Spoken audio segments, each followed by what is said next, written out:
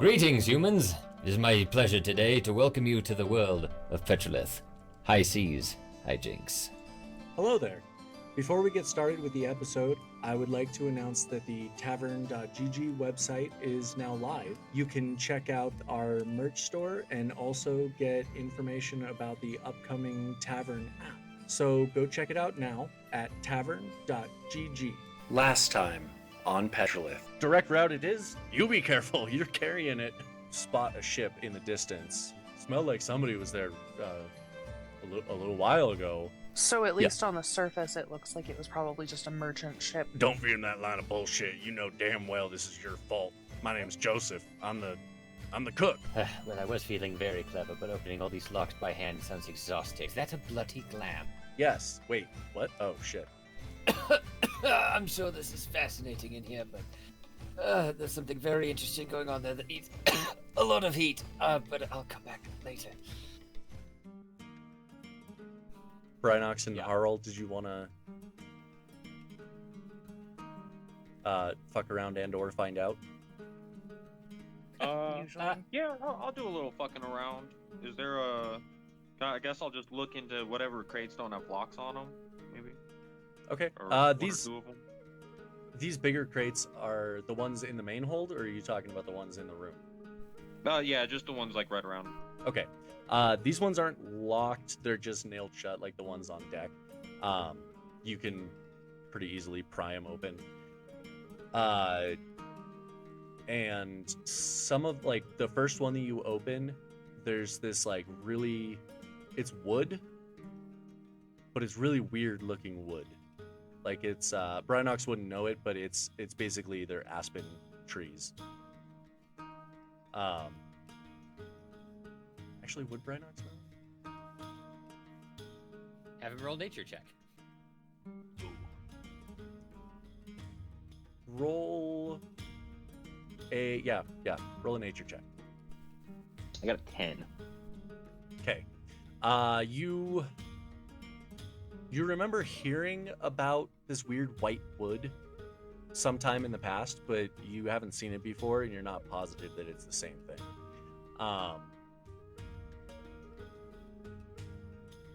One of the other crates that you open is, it looks like bars of metal,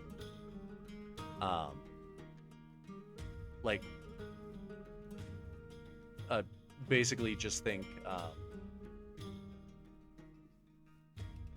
like 2x4s, but made out of metal and shorter.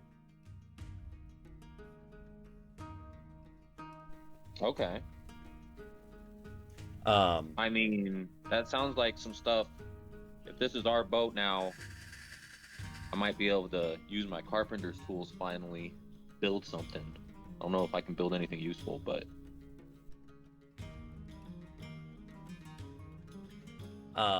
Harald, did you want to investigate anything? No.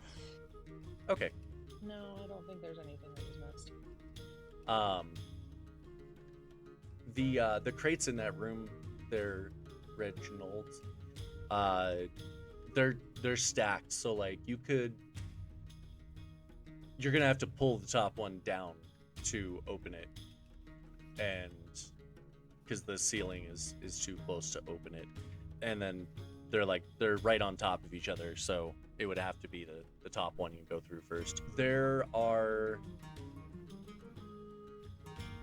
between the three of you can pull this crate down pretty easily.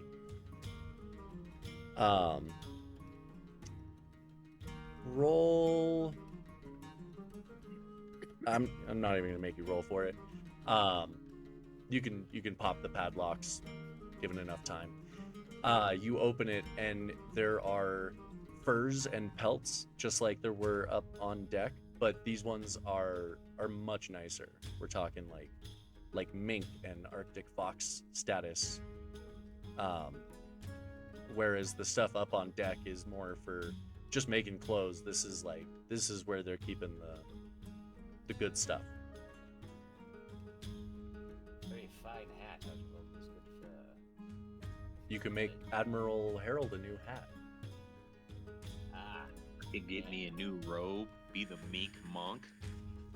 Ooh, That just rolls right off the tongue, doesn't it, Rhinox? it Yes. it really does. So much for Oh, man. so much for letting go of worldly possessions. He's not that kind of monk. Don't king shame. Yeah, that's fair. One of those Yen Buddhists you hear about. It's all about. Yeah, the I'm worldly just trying to get as strong as possible. Wearing a mink robe might like attract some negative attention, and I'm all right with that. You know, we could line your outfit with a fur collar and whatnot. You don't have to go with the full robe if you don't want to. We can do a tasteful fur lining. Anyway, we're taking all of this stuff back to Robes our with boats. the fur. That's right. As you're doing that, we're going to go back to Mongo and Azilla. Yes. We're just loot gobbling. I'm sure the plot is happening up here. Yeah. Actually, real quick, before we do that, Reginald, Brynox, and Harl, roll for me an Arcana check. No, that doesn't count. That totally just didn't roll at all. I got a nat 20, which Wow. is good because I got a +1 in Arcana. That's funny. I've got a +8. I You got- rolled better than I. I've got a 14. I got 12 plus 4 is 16. Okay. And I'm sorry, Reginald, what did you say you rolled? 6 plus 8? 14, yes. Okay. I'm embarrassed now. So you're Don't be. Happens to the best of us. Reginald, you're feeling kind of you kind of are getting the heebie-jeebies down here after spending some more time down below deck. Like something just doesn't quite seem right, but you're not sure what.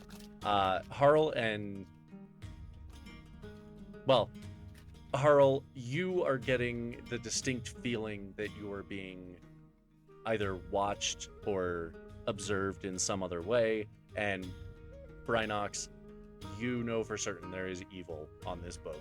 Like you can almost Feel that? hear it like speaking to you in your mind.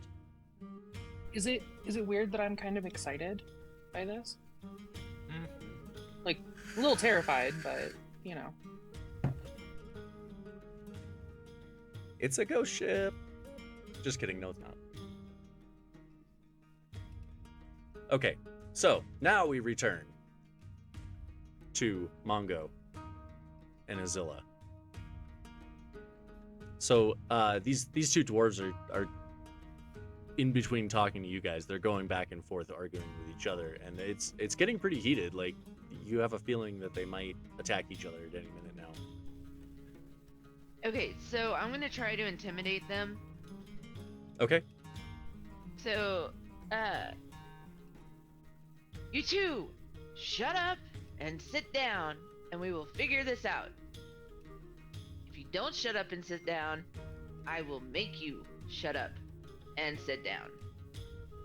With a little help from my friend here. I killed dwarves with a little help from my friend.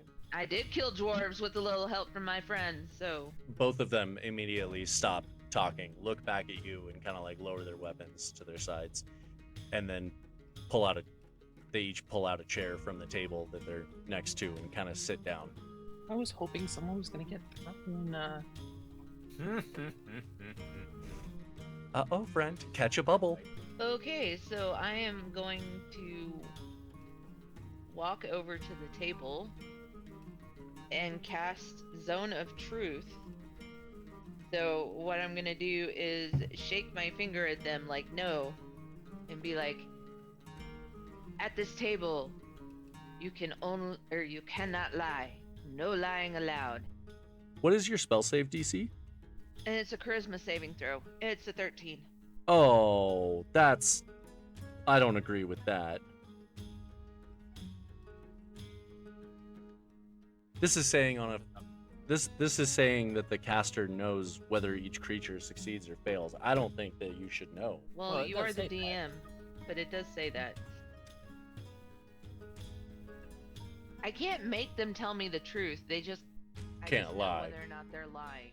Yeah, she doesn't know there was no point in casting. That's true.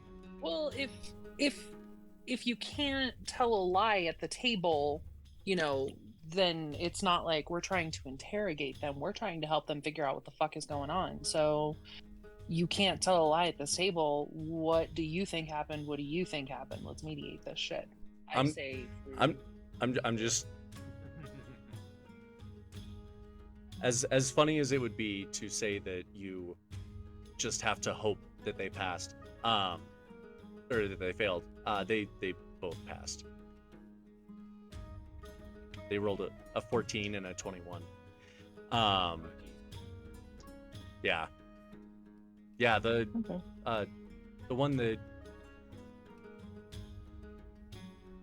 Sorry, I just Okay, well, blanked. Joseph just barely passed, but Alesa passed with flying colors. So the spell lasts for 10 minutes. I think the sphere would stay up around the table, so if anybody else went to sit down at the table, they potentially could not speak lies. Correct. If they walked over to the table, Yeah, that's what I'm just saying. yeah. So for 10 minutes, Okay. if you want to lie, don't stand around the table. It's a Uh, 50-foot sphere. Oh, Is the it entire room.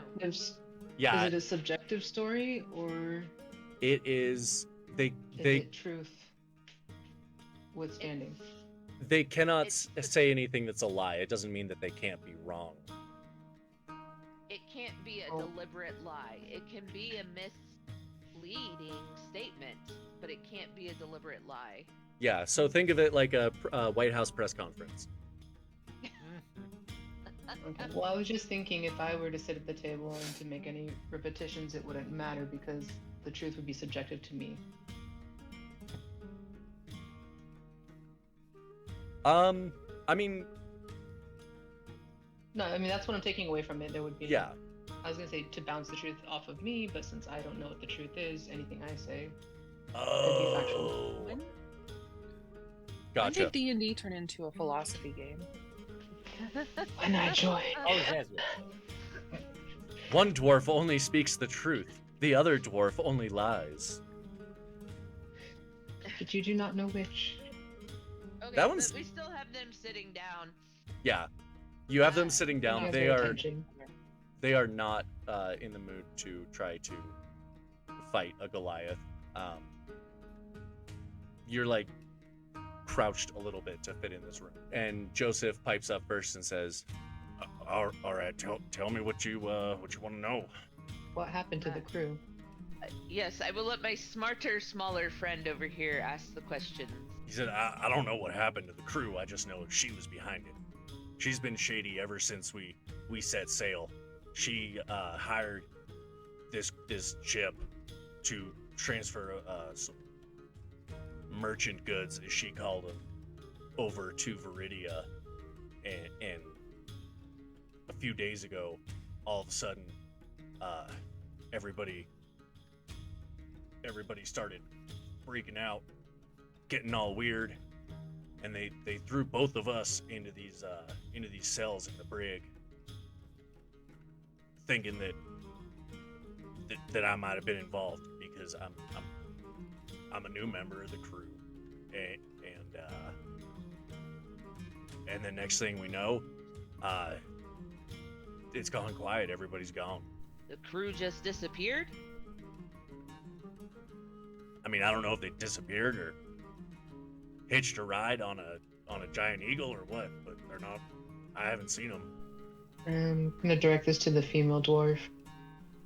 Is there anything that you know that would cause the crew to abandon ship? What were they saying?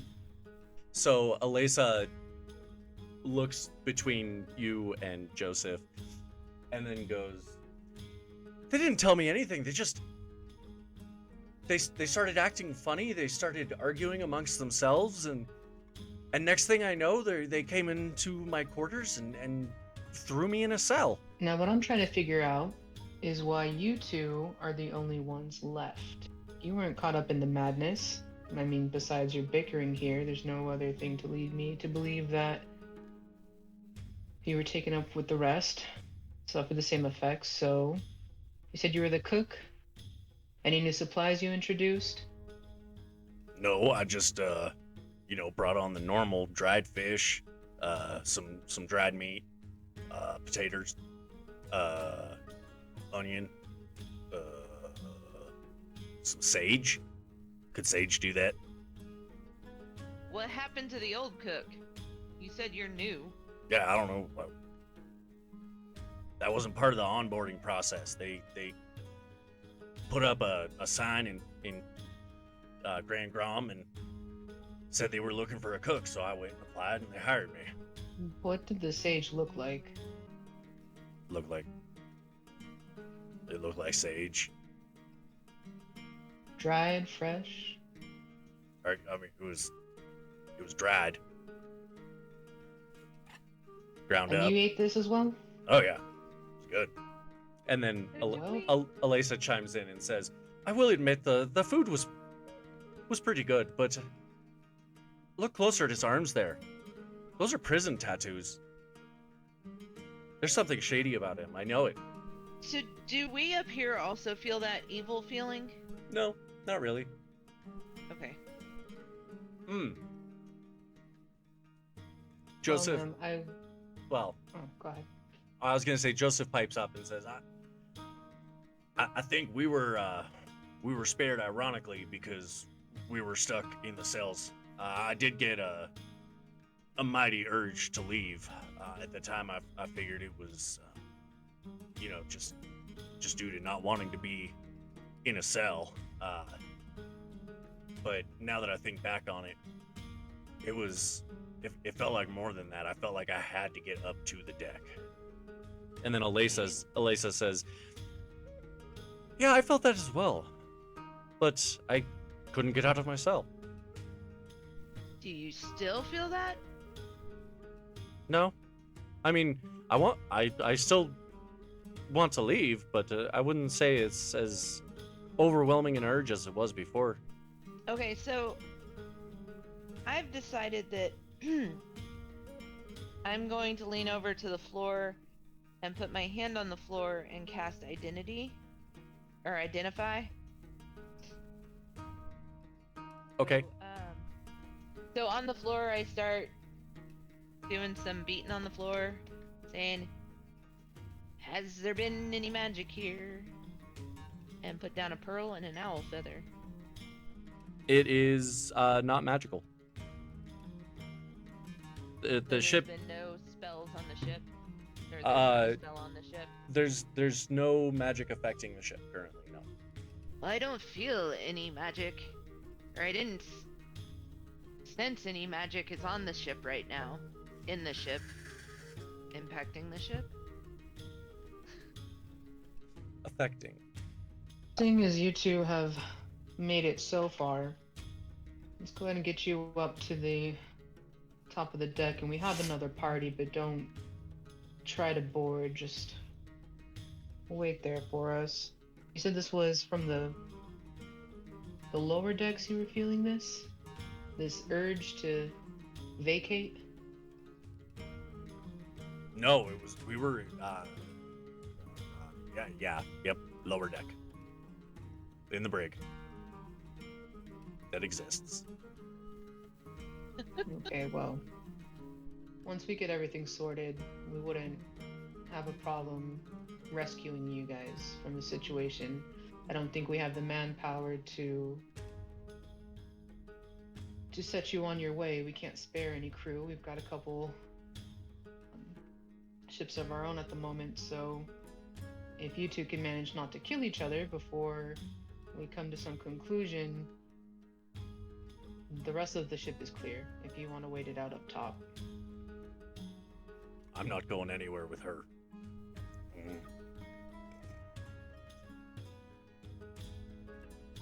I don't know where that Well, is. we can lock the door behind you. Ango will walk them up to the deck. Okie dokie. And I'll guard them. This is a classic case of the chicken, the dog, and the grain. That's Most what of the dogs I And know would then- just eat a whole bunch of grain too, just because.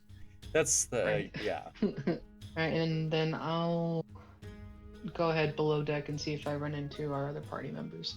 So I'm up there kind of standing between the two of them, ready to put my hands out on their heads to stop them from getting to each other. Okay. Yeah, there's definitely still some animosity there. They both look like they want to kill each other. So Azilla, you head down into the lower hold. Roll an Arcana check. Yeah, I rolled an 8. And is that wisdom or is it intelligence? Intelligence. If it's intelligence, I rolled a 10 altogether. You kind of get like a chill as you come down the stairs, and it kind of gives you the heebie-jeebies, but it might just, be because you're claustrophobic. Azilla is voiced by Lynn, Brynox is voiced by Bryson, Harlequina is voiced by Anna, Clink is voiced by Sierra, Mongo is voiced by Emily, Reginald is voiced by Zach, and the DM is voiced by Rob.